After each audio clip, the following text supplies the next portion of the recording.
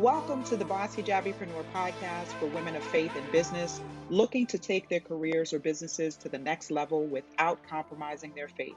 If you're ready to begin taking action on your entrepreneurship goals, learn tips, tools, and strategies to execute consistently and manifest the life of your dreams, this podcast is for you. I'm your host, Halimah de Oliveira, business strategist, three-time author, using the fusion of faith and finances to lead female-led e-commerce brands to 6 and 7 figure revenue targets annually. Ready? Let's work. Tune into today's episode, already in progress. Welcome back to the Bossy Jabbypreneur podcast. This is episode 64. Time is currency. How are you using it? I am your host, Halimah de Oliveira. This is a solo episode today. So every day we pay for things either with our money or in exchange for our time. But of our assets, time is the greatest currency. Time is also a currency we use every single moment we are alive. With our time, we create our reality both in this life and the next. With our time, we acquire knowledge, whether it's spiritual, personal, professional, and financial. And with our time, we create our income, which we talk a lot about here on the Boss Hijabipreneur podcast. Time is a finite thing. Only Allah knows how much of it we have, and it's a resource we cannot replenish. We are simply given what we have, and that's it. I think the more aware I became of God, so many of you know that I came back to faith 7 years ago.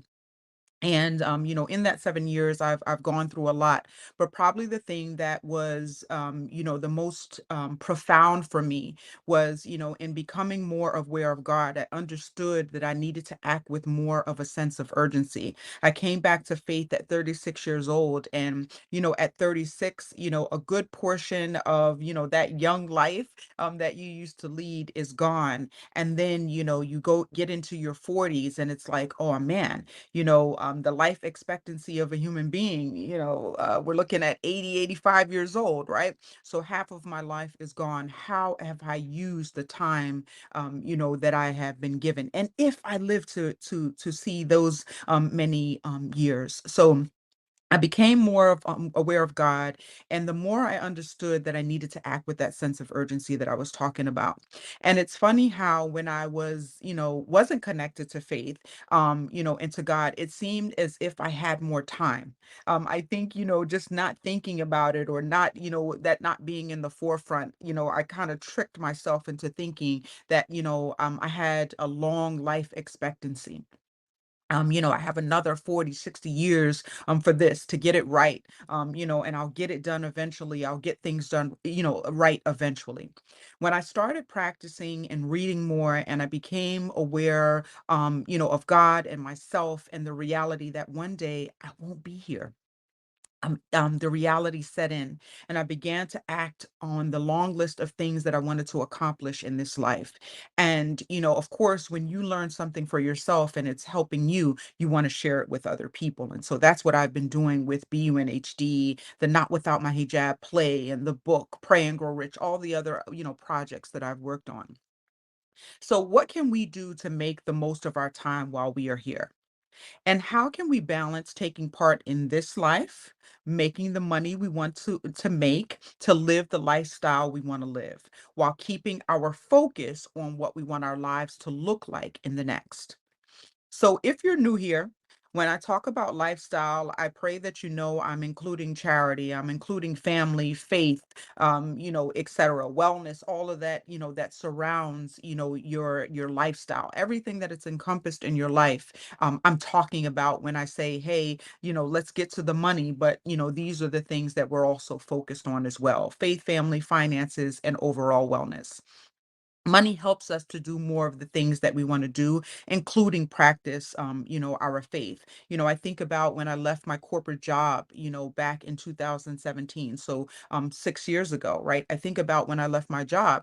I had a nice cushion of savings, to where I was able to leave my job without really, oh man, how am I going to make ends meet? I had, money saved up to where, me making that decision wasn't an extremely rash, decision. I did have some, savings that I could fall back on. The first thing that comes to mind when I think about time as currency and how am I using it, is, how am I being of benefit to other people? And so I want you to ask yourself, what adjustments can you make in your daily routine that incorporate doing something good for others that will benefit you and them today and beyond? And, I've participated in so many different, conferences and different talks where, I've sat with other Muslim women and they talk about how giving of their time, volunteering, and doing things for other people, how it has made a difference in their income, how it has made a difference in their overall well-being, just knowing that, I did something good for someone else outside of myself, today. And the next thing is, uncovering your time money gap. So I read an article recently, I think it came out a couple of days ago, and it was talking about the time money gap and how to switch from feeling productive to actually being productive. And I was like, you know what? I think about this all the time. I think about, so I know some of you may be saying, well, what do you mean? So I often receive comments on my posts on Instagram that say, I feel like I'm working more than before and not seeing any results. I feel like I've, done so many different things and I follow the same to-do list day in and day out, but I'm still not seeing results. I'm going to give you a hard truth. You're probably doing more busy work and not enough work that will get you to the bag, honestly. So, this year, I, took a lot, each year actually, so this year, years prior, I take a hard look at my profits and my output in order to make that money. And I remember back in 2019, I was just extremely, extremely, extremely, just unsatisfied with, myself. And, I was working so hard. I was traveling here. I was getting on this plane, getting off this plane, visiting this city. I stayed in a city for 3 weeks, just really trying to get a project off the ground. And just honestly speaking, I did not get the return on investment for the output that I gave, the input that I gave, all of the energy that I exerted on this project. I didn't reap the reward financially. I will say that I gained so much, knowledge. I gained so much knowledge about myself, how to run, a successful campaign or a successful project, and what to do, what not to do, who to partner with, and if I'm partnering with people that don't have a skill, how can I still leverage all this kind of stuff? And I learned so much from it.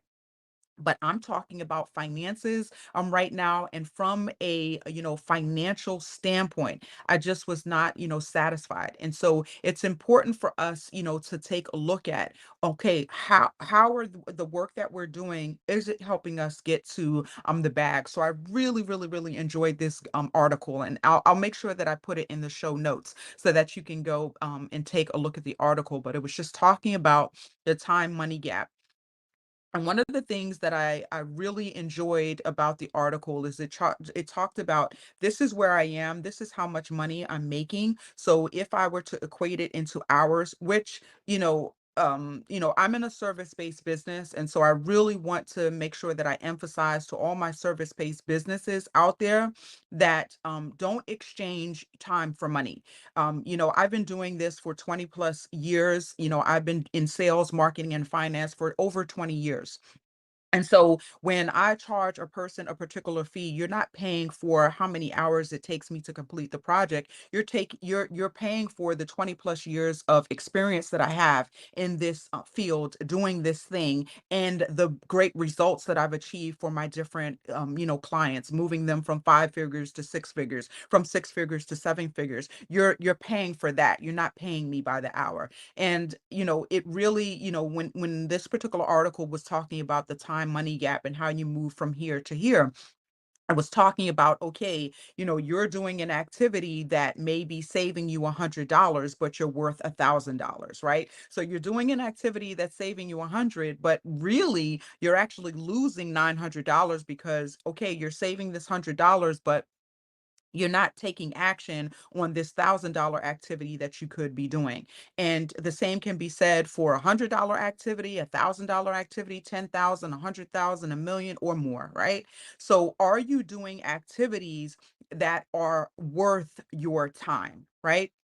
And that's what, we talked a lot about, and I would love for you guys to go back to episode 63 on how to grow your team for female entrepreneurs. And the reason why I referenced that particular episode is maybe you're doing an activity that needs to be done. So here's the thing a lot of, entrepreneurs get caught up with is that, well, this is an activity that needs to get done, Halima. If I don't do it, then who will? Hire someone to do it. Hire a team member that can do it, who you can afford to pay, a certain wage, but that doesn't equal to you doing it. So when you are taken away from, the money making activities and you're put onto an activity that needs to get done, but is not necessarily a money making activity, it takes away from, your company's bottom line. So I really wanted to point that out, and I really enjoyed reading that article for that particular reason. And it just goes back to, this familiar saying of working, smarter and not harder. We think that, the more we exert ourselves, the more we're grunting, it means that, we're going to achieve the results and we're going to get to the goal. Yes, we may achieve the results and we may get to the goal, but we may be burnt out, we may be frustrated, we may be tired at the end, we may even make ourselves sick, trying to get to it instead of relying on a team or relying on other people to help us to get to the goal. So a great way that I found that was helpful, I've done it myself, and I also recommend it to every single person that is a one-on-one client, and specifically for those that are in the 15-week Build Your Boss Biz program. I recommend this particular book in the program. And the name of the book, and this book was recommended to me by a mentor, and I believe I mentioned this, excuse me, on another episode. The name of the book is called 168 Hours. You Have More Time Than You Think by Laura Vanderkam. It's an excellent, excellent, excellent book. And basically, she helps you to understand how you're using your time. And so, one of my favorite activities from the book is writing down everything that you do in a week, aka that 168 hours that is in the title. And I remember by the end of the first day, after I'd written down all my, activities, I was like, I can see where this is going. And I was like, you know what? I'm wasting my time in these few areas. And, I truly had more time than I thought to do the things that I wanted to do. And so the first thing after that exercise I did was to prioritize what I was doing in a day. Where was I losing precious time? And then I worked to reorganize my day. To this day, two of the best decisions I made was not focusing on emails the first thing in the morning. So, when I first started, the first thing that I would work on was, answering my emails, making sure all of that was done. And, honestly, something that should have probably taken me maybe 20 or 30 minutes, inside of emails or fires, emails, text messages, DMs, the like, right? Inside of those are mini fires and sometimes big fires. And so, you want to start out your day in a productive way, meaning I want to actually start something and finish it as my first thing, in the day. You have a lot of gurus that say making your bed is extremely important because making your bed, of course, from a cleanliness standpoint, from, just a completion standpoint, a discipline standpoint, making your bed every single day, you've completed a task. It's really, probably the first task that you complete in a day. Getting up for prayer for those of us that are Muslim, making that Fajr prayer, checking that off the list is a great, great, great, accomplishment to your day from many, different aspects. So it's the same thing. You don't want to start out your day putting out fires, because literally you open up your email and it's like, oh man, I have to, this needs my focus. This needs my focus. This needs my focus. So the best thing that I did was not open my emails in the morning, and to hire an assistant to organize the email box.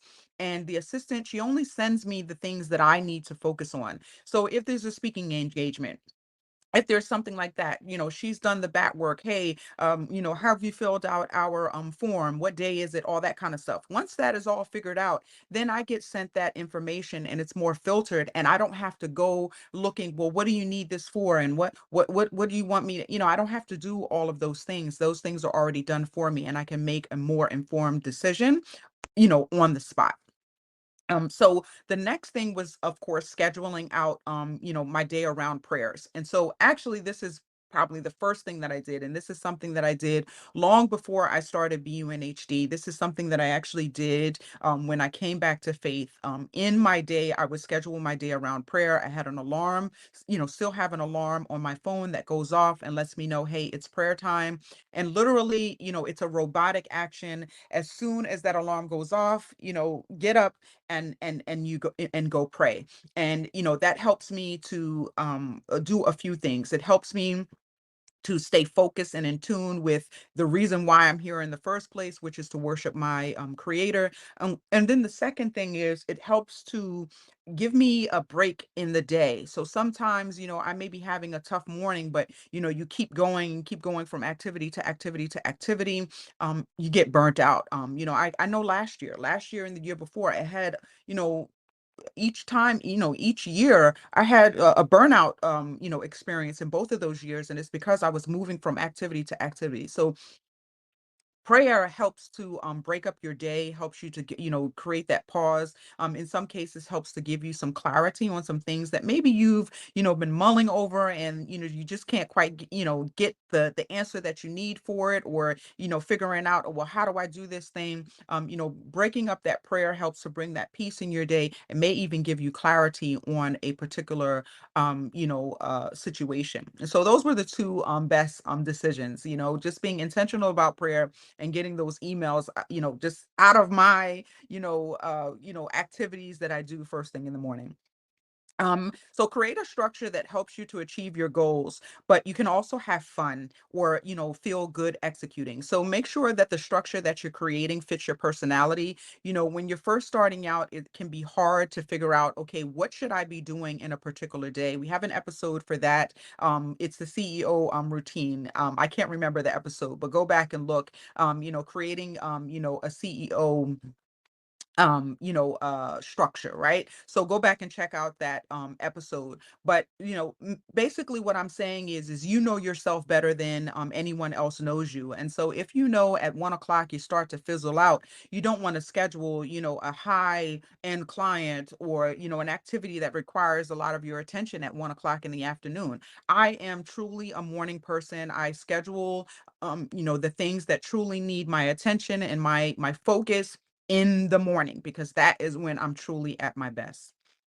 Um, the other thing too, I water my plants. I think I said this on another episode. I get up and water my plants. Of course, you take a break for lunch. I like to take in the afternoon around 4 o'clock. I take a walk outside. Mostly it's to do the post office run, but I schedule those things. If the post office can't pick up the packages that I have, I go and do the post office run, or I just take a walk if they're able to pick up the packages, right?